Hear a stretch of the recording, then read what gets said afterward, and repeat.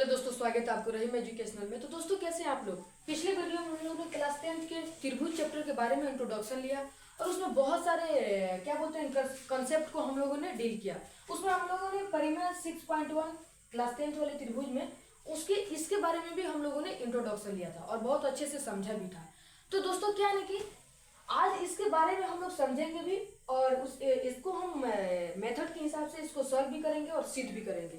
तो दोस्तों क्या एक बात बताना चाहता हूँ दोस्त कि क्या है ना कि ये जो है ना हर साल क्लास 10th वाली जो मैट्रिक का एग्जाम होता है उसमें हर साल ये 5 नंबर में पूछता है। या तो ये पूछेगा नहीं तो 6.2 यानी कि इसका विलोम पूछेगा।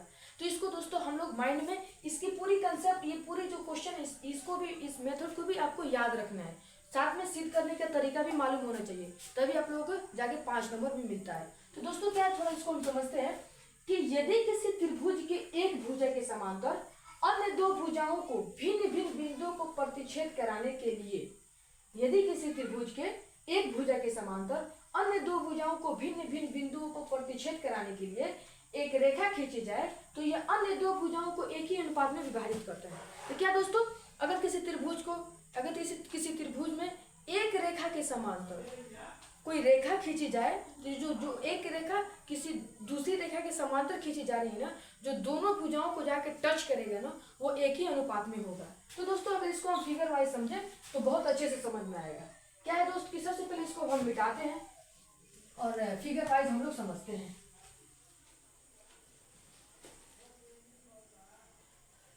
क्या है दोस्त बोल रहा था कि अगर किसी त्रिभुज में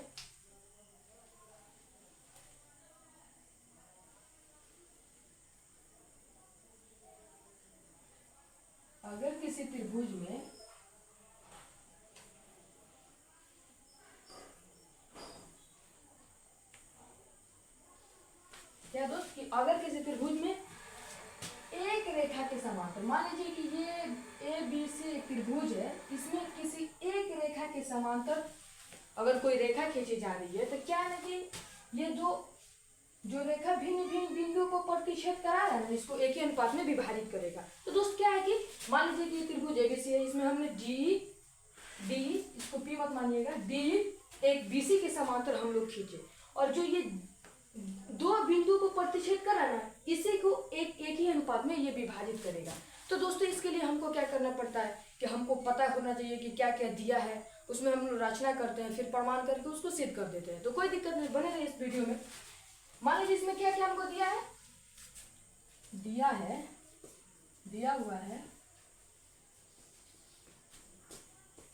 क्या दिया हुआ है DE समांतर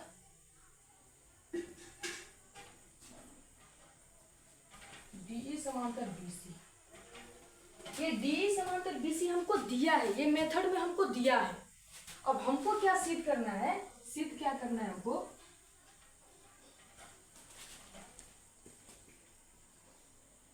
सिद्ध करना है। क्या सिद्ध करना है दोस्तों कि AD बटा के BD बराबर के A बटा के C, यही हमको सिद्ध करना है। तो दोस्तों इसके बारे में हम लोगों ने बहुत अच्छे से जाना और इसको आज हम लोग सिद्ध भी करते हैं। तो इसके लिए सबसे पहले हमको क्या करना पड़ेगा, रचना करना पड़ेगा। इसके लिए हमको सबसे पहले याद रखना चाहिए दोस्तों, ये एक एक कंसेप्ट हमको मालूम होना चाहिए, तभी जाके इसको हम आसानी के साथ सिद्ध कर पाएंगे, वरना नहीं हो पाता है। इसके लिए सबसे पहले हमको सिद्ध करना पड़ेगा, क्या करना पड़ेगा, डी जो है ना, डी जो बिंदु है इससे हमको AC पर लंब खींचना है। क्या है, AC पर लंब खींच देना है। AC पर हमको क्या करना है, D बिंदु से AC पर लंब खींच दिए। उसी प्रकार से सेम चीज बिंदु E से हमको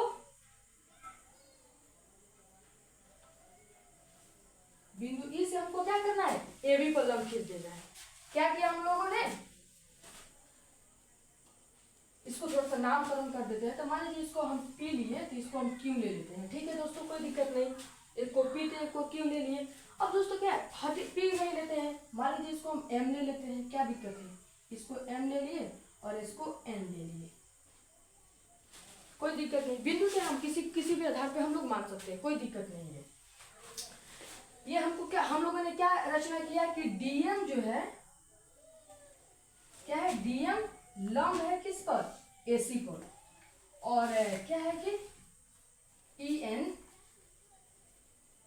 लंब है किस पर, EN किस पर लंब है, AB पर, AB पर। दोस्तों ये हमारा क्या है, रचना है, इसको हम लोग याद रखना पड़ेगा। इसको भाषा वाइज लिखने की कोई जरूरत नहीं है, अगर आप भाषा वाइज भी लिख देते हैं तो और बेटर रहेगा, वरना अगर भाषा वाइज नहीं भी लिखते हैं तो कोई दिक्कत नहीं, आपको फुल मार्क्स मिलेगा।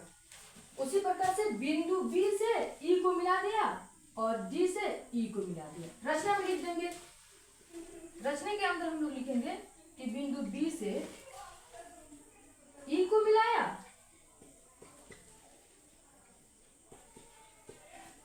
बिंदु B से E को मिलाया, और बिंदु C को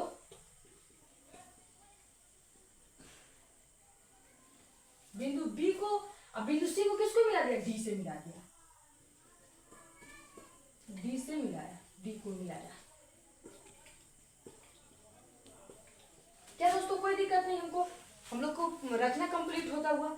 देखिए रचना में क्या किया है, DM लंब AC खींच दिए हैं, DM लंब AC खींच दिए हैं, और EN लंब AB खींच दिए हैं, और बिंदु B से E को मिला दिया, B से E को मिलाया, और C से D को मिला दिया। रचना हमारा क्या है, कंप्लीट हो गया। अब हमको रचना के बाद हमको प्रमाण लिखना पड़ता है, उसके बारे में जो सिद्ध करना है उसको लिखना पड़ता है। तो अब हम थोड़ा सा, आप लोग इसको स्क्रीनशॉट ले लीजिए, इसको हम थोड़ा सा कटअप करके ऊपर लिख लेते हैं, उसके बाद हम लोग सिद्ध करने के लिए चलते हैं। आप लोग, उम्मीद करता हूँ कि आप लोग स्क्रीनशॉट ले लिए होंगे। तो थोड़ा सा ये रचना होने के बाद हमको क्या करना है, सिद्ध करने वाली जगह पर हमको चलना पड़ेगा। तो दोस्तों क्या है कि हमको क्या क्या सिद्ध करना है, सिद्ध करना है कि AD बटा के BD बराबर के AE बटा के CE। अच्छे से दिख रहा है ना, ऊपर वाला अच्छे से दिख रहा है ना। हमको ये सिद्ध करना है कि AD बटा के BD और AE बटा के CE, ये D है दोस्तों, D है। अब इसको भी क्या करना है, हमको कटअप करते हैं, क्योंकि हमको जो सिद्ध करना है वो हमने यहाँ पे लिख दिया है, कोई दिक्कत नहीं, दिख रहा है ना। उसके बाद क्या है कि अब हम लोग चलते हैं सिद्ध करने के लिए। तो सिद्ध करने के लिए कोई बड़ा कंसेप्ट नहीं है, छोटा सा कंसेप्ट है। क्या है, एक ADE त्रिभुज एक बार ले लेते हैं, उसके बाद DEB को ले लेते हैं, कोई दिक्कत नहीं। उसके बाद एक हमारा इक्वेशन मिलेगा, इस इक्वेशन को मानते हुए फिर उसी प्रकार से दूसरा त्रिभुज ले लेंगे, और दोनों त्रिभुज को हम लोग क्या करते हैं, भाग के रूप में लिख के उसको सिद्ध कर लेते हैं। तो दोस्तों क्या है कि मान लीजिए कि अब यहाँ पर हम लोग प्रमाण लिख देंगे। आपको नोट्स बहुत बेहतरीन बनाना चाहिए। नोट्स अगर आपका अच्छा रहेगा तो आप लोग एग्जाम बोर्ड में जाके अच्छे से लिख पाएंगे और फुल मार्क्स आपको मिल जाएगा। हमको क्या लिखना पड़ेगा, प्रमाण। अब हम लोग प्रमाण के लिए चल दिए, अब हम लोग साबित करने के लिए चल दिए हैं, क्योंकि जो हमारा कंसेप्ट था उसको अच्छे से समझने के बाद अब हम लोग साबित कर रहे हैं कि हाँ ये चीज़ होगा या नहीं होगा, होगा, हर हाल में होगा। तो दोस्तों इसके लिए हमको क्या क्या, मान लीजिए कि त्रिभुज ले लिए ADE, प्रमाण के लिए त्रिभुज AD और E। ADE में अगर हम लोग देखें त्रिभुज ADE में, तो त्रिभुज की जो है ना हमको एरिया पता करना है। एरिया ऑफ त्रिभुज ADE बराबर क्या होता है, 1/2 गुने 1/2। उसके बाद होता है आधार गुने ऊंचाई। तो दोस्तों अब हमको आधार और ऊंचाई के बारे में तो बहुत अच्छे से मालूम है, क्योंकि हम लोग 9th क्लास में पढ़ चुके हैं। तो क्या है कि अब एरिया ऑफ त्रिभुज ADE बराबर के 1/2। हमारा आधार क्या है, ADE त्रिभुज में आधार हमारा AD हो गया, क्योंकि आधार वही होता है जिस पे लंब आके खड़ा होता है। ये चीज तो हम लोग पहले से जानते हैं कि आधार वही होता है जिस पे लंब होता है। तो आधार किस पे, लंब किस पे है, AD पे है। तो हमारा आधार मिल गया क्या, AD। अब दोस्तों क्या है कि AD तो हमको मिल गया, लेकिन ऊंचाई हमको पता करना है, और जो लंब होता है ना त्रिभुज में वही ऊंचाई भी होता है। तो NE हमको क्या मिल गया, ऊंचाई मिल गया। उसी प्रकार से अगर हम मान लीजिए, अगर इसको हम इक्वेशन वाइज ले ले तो कोई दिक्कत नहीं है। मान लीजिए इसको हम एक इक्वेशन मान लेते हैं, कोई दिक्कत नहीं। अगर उसी प्रकार से अगर हम दूसरा त्रिभुज में देखें, अगर त्रिभुज BDE में देखें, त्रिभुज BDE में देखें में अगर एरिया वाइज कटअप करें तो क्या होता है, त्रिभुज BDE बराबर के 1/2 आधार गुने ऊंचाई। तो अब त्रिभुज BDE में आधार हमारा कौन है और ऊंचाई कौन है, इसको कैसे पता करें। तो जो BD रेखा है ना, मान लीजिए ये AB रेखा है, क्योंकि इसको अगर यहाँ पर हम बड़ा करते हैं तो AB बन जाएगा, और BD पर ये मान लीजिए ये लंब है, क्योंकि ये AB अगर इसको थोड़ा सा बड़ा करेंगे तो ये AB बन जाएगा। तो इसमें हमारा आधार क्या हो गया, एरिया ऑफ त्रिभुज BDE बराबर के 1/2 आधार हमारा क्या हो गया, BD हो गया। और हमको ऊंचाई पता करना था, मान लीजिए BD में अगर D ऊंचाई हो जाएगा, बहुत सारे बच्चे सोचेंगे कि D ऊंचाई से नहीं, ऊंचाई के लिए हमको आधार पे लंब होना जरूरी है। तो यहाँ पे हमको क्या मिला है, NE जो है ना, ये AB रेखा पर, पूरा AB रेखा पर लंब है। अगर BD है तो इस पे भी ये लंब है, तो यहाँ पर भी क्या हो जाएगा हमारा, गुने ऊंचाई के लिए हम लोग NE लिख लेंगे फिर, क्योंकि एक ही रेखा है ना, थोड़ा सा बढ़ाएंगे तो पूरा हो जाएगा, पूरा हो जाएगा तो AB बन जाएगा, AB पर ये तो ये लंब है ना। अगर इसको हम इक्वेशन 2 मान लेते हैं, तो दोस्तों क्या, अगर इक्वेशन वाइज हम देखें, क्या है दोस्तों कि अगर हम इक्वेशन वाइज देखें कि इक्वेशन 1 और इक्वेशन 2 में अगर हम देखते हैं कि हमको क्या मिलता है, तो देखिए दोस्तों, समीकरण 1 और 2 से, समीकरण 1 और समीकरण 2 में देखेंगे, मान लीजिए इसको थोड़ा सा यहाँ मिटा के इसको समीकरण 2 ले लिए हैं, समीकरण 1 और समीकरण 2 में देखते हैं तो क्या है दोस्तों, एरिया ऑफ त्रिभुज ADE बटा के एरिया ऑफ त्रिभुज BDE। अगर इसको हम क्या, इक्वेशन एक क्या है, 1/2 AD, 1/2 AD इंटू NE, और बटा के 1/2 BD बटा के NE, BD बटा गुने के NE। तो अब हमको क्या करना है, थोड़ा सा केक काट लेना है। इसमें केक क्या क्या करना है कि सेम से मैं 1/2 NE थोड़ा सा हम लोग NE तो कट ऑफ कर दिए। अब बचा क्या हमको दोस्तों, बच गया हमको क्या, एरिया ऑफ त्रिभुज ADE बटा के एरिया ऑफ त्रिभुज BDE बराबर के AD बटा के BD। अब इसको हम लोग क्या बोलते हैं, समीकरण x मान लेते हैं, इसको इक्वेशन x मान लेते हैं कि इक्वेशन नंबर x हो गया। तो इस प्रकार से हम लोगों ने एक तो चीज हम लोगों ने सिद्ध कर लिया, इसके बराबर इसको हम लोग सिद्ध कर दिए, AD बटा के BD। हमको AD बटा के BD बराबर A बटा के C सिद्ध करना है। तो एक चीज तो हमको मिल गया, आप लोग इसमें स्क्रीनशॉट ले सकते हैं, थोड़ा इसको हम मिटाएंगे अच्छे से, फिर उसको भी लिखेंगे। अब इसको मिटाते हैं और फिर त्रिभुज सेम चीज में हम फिर चलेंगे, सेम है त्रिभुज में, बस आधार वगैरह का चेंजिंग होगा। तो क्या है ना कि दोस्त, अब फिर हमको त्रिभुज AED या ADE सेम त्रिभुज में चलना है, तो थोड़ा D को हटाते हैं और AED में चलते हैं। फिर त्रिभुज क्या है, AED में चलते हैं, D में देखते हैं। तो क्या होता है कि इसमें 1/2 यानी कि एरिया ऑफ त्रिभुज AED में 1/2 आधार गुने ऊंचाई, कोई दिक्कत नहीं, तो 1/2 आधार हमारा A हो जाएगा। ऊंचाई के लिए हमको क्या लेना पड़ेगा, इस पे A को कौन लंब है, तो DM लंब है, तो उसको DM लिख देंगे हम, DM लिखिए। इसको अगर समीकरण हम 3 ले लेते हैं, कोई दिक्कत नहीं। उसी प्रकार से सेम त्रिभुज DEC में या CED में ले लेते हैं। फिर त्रिभुज क्या CDE में देखें, CDE में देखते हैं अगर हम, तो क्या होता है दोस्तों, एरिया ऑफ त्रिभुज CDE बराबर के क्या 1/2 आधार गुने ऊंचाई। तो 1/2 आधार हमारा क्या हो जाएगा, C हो जाएगा, CE गुने ऊंचाई के लिए हमको क्या करना पड़ेगा, क्योंकि सेम ही रेखा है ना, ए और ए सी मिलके ए और सी मिलके ए सी बनाया, तो ई पूरा एक ही रेखा है ना, तो इसमें भी सेम हमारा लंब मिलेगा। तो क्या मिलेगा, डीएम मिल जाएगा। अगर इसको इक्वेशन हम 4 ले लें, अगर इसको हम इक्वेशन 4 ले लेते हैं तो क्या मिलता है, अगर हम इक्वेशन वाइज फिर देखें कि समीकरण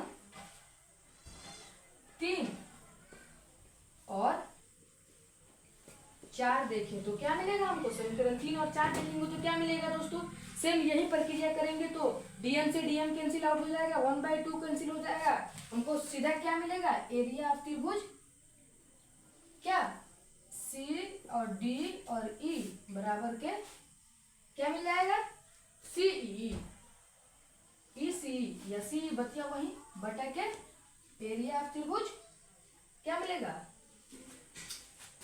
ओ सॉरी यार, थोड़ा इसको हम लिख लेते हैं, ए ई लिखेंगे, ए ई डी में हमको क्या मिलेगा, ए ई डी में हमको मिल जाएगा ए ई, हमको ए ही मिलेगा।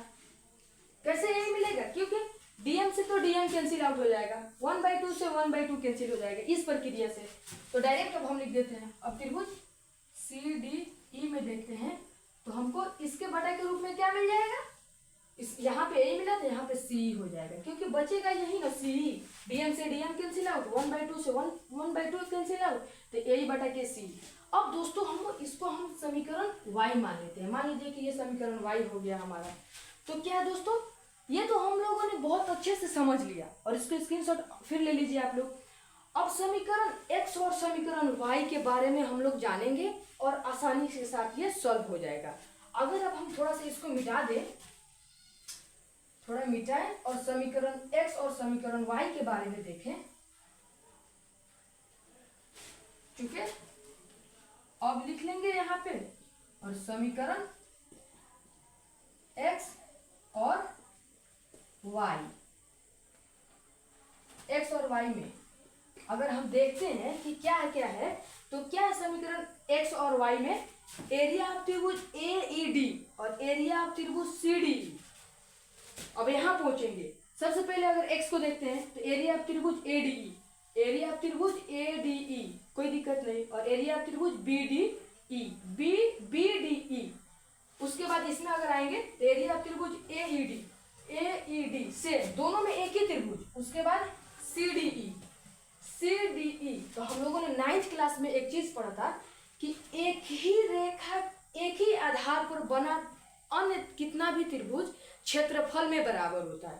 एक ही आधार और एक ही समांतर रेखा के बीच स्थित त्रिभुज क्षेत्रफल में बराबर होते हैं। तो जो CDE और BDE एक ही आधार और एक ही समांतर रेखा के बीच स्थित है, तो क्या ये क्षेत्रफल में बराबर हो जाएंगे। कैसे, एरिया ऑफ त्रिभुज CDE बराबर के एरिया ऑफ त्रिभुज BDE क्या है, एक एरिया के क्षेत्रफल में आपस में बराबर हो जाएंगे। तो जब ये बराबर हो जाएंगे तो इसके जगह पर इसके जगह पर ये लिखेंगे और इसके जगह पर ये लिखेंगे, और सेम हमको क्या मिला, ADE और AED। बतिया तो दोनों एक ही त्रिभुज है ना, एक ही त्रिभुज। ये यहाँ कनवा इधर से पकड़े वही बतवा, इधर से पकड़े वही बतवा, बस लेफ्ट और राइट का फर्क है, कोई दिक्कत नहीं। पकड़ेंगे तो कनवे त्रिभुज यही है, इसको ADE लिखे तो या AED लिखे तो बतिया सेम। तो दोनों त्रिभुज हमको बराबर मिल गया। क्या मिल गया, एरिया ऑफ त्रिभुज AED बटा के एरिया ऑफ त्रिभुज CDE। कोई दिक्कत नहीं। अब यहाँ पे हमको बड़ा बट्टा लेना है, क्या है, AED और CDE में AE बटा के C, कोई दिक्कत नहीं। अगर फिर इसको बाटा वाइज फिर मारे हम, फिर इसको हम बाटा वाइज मार ले तो क्या मिल जाएगा हमको, एरिया ऑफ त्रिभुज ADE बटा के एरिया ऑफ त्रिभुज BDE बराबर के AD बटा के BD। तो दोस्तों क्या है ना कि अब हमको यहाँ पे पे लिखने के बाद समीकरण x और y में अगर हम तुलना करें हैं तो क्या मिला हमको, ये मिला। तो सी डी ई और बी डी से कैंसिल आउट, इससे ये कैंसिल आउट, हमको क्या मिल गया, एडी बटा के बी डी बराबर के ए ई बटा के सी ई। तो दोस्तों हमको सिद्ध क्या करना था, सेम चीज हमको यही सिद्ध करना था और यहाँ पे हम लोग सिद्ध कर लिए, क्योंकि ये तो कट ऑफ आउट हो गया था। Right angle R H S बराबर एल एच एस से हम लोग सिद्ध कर लिए, सॉरी आर एच एस और एल एच एस से नहीं सिद्ध किए, क्योंकि ये तो पूरा हमारा कैंसिल आउट हो गया। ये एक साइड बराबर था, यहाँ पे ये एक साइड बराबर था तो ये साइड भी बराबर हो जाएगा। तो एडी बटा के बीडी बराबर के ए बटा के सी हमको यही सिद्ध करना था। तो आज के लेक्चर में हम लोगों ने परिमेय 6.1 को बहुत अच्छे से डील किया और अच्छे से समझा। तो आज के लिए जय हिंद, और हमारी वीडियो को लाइक कीजिए, सब्सक्राइब कीजिए और शेयर भी कीजिए, ताकि हमको भी मनोबल मिले और अच्छे अच्छे वीडियो और लाए। तो नेक्स्ट वीडियो हम लाएंगे परिमेय 6.2 यानी कि इसके विलोम के बारे में। तो जय हिंद।